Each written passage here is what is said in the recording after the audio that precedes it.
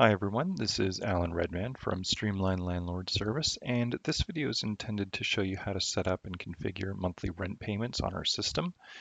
The first two things that we did were register for PAD on our system as well as gaining permissions from your tenants.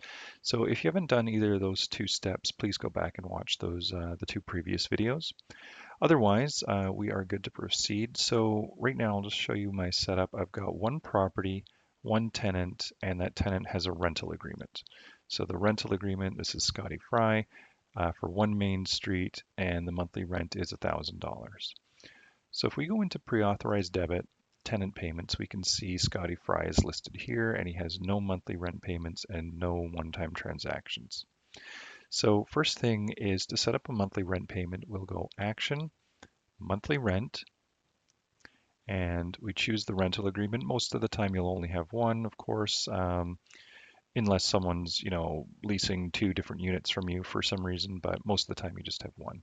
So we can see it defaults to $1,000 receiving in your primary bank account. You can add more, and I'll go over that in a different video. And then the start date is September 1st. Just a note, today is August 25th. It defaults to the first of the following month for that start date. So just be aware that this does not default to today. And we can go create monthly rent payment. And that's it. The monthly rent payment is now created. We can close this. If you need to cancel that monthly rent payment, just go in here and click delete as well.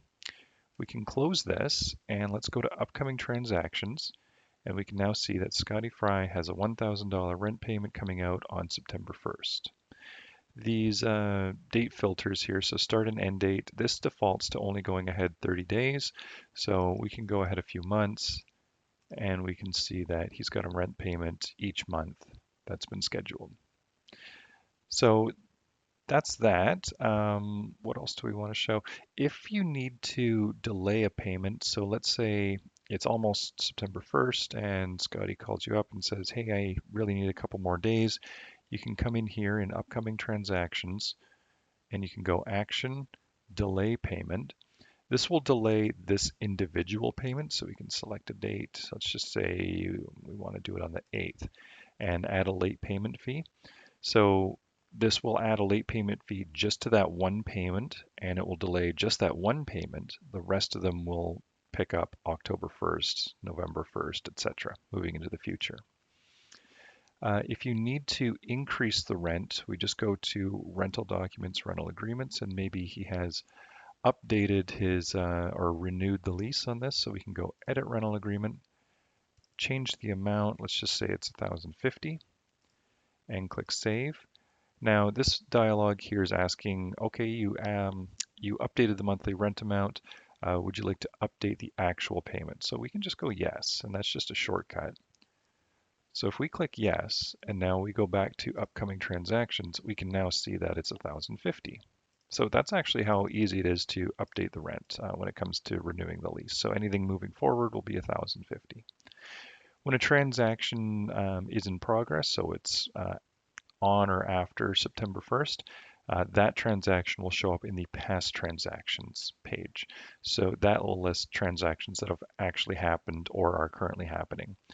It takes 4 business days for PAD transactions to happen in Canada. So if this is scheduled for the 1st, I'll just show you. So September 1st is actually a holiday. So the funds will get pulled here on Tuesday from their account, and then they'll be available in your bank account on the 8th. And I know there's a bit of a delay there. That's unfortunately the price we pay for automation, but that's sort of a regulatory constraint that we have here in Canada.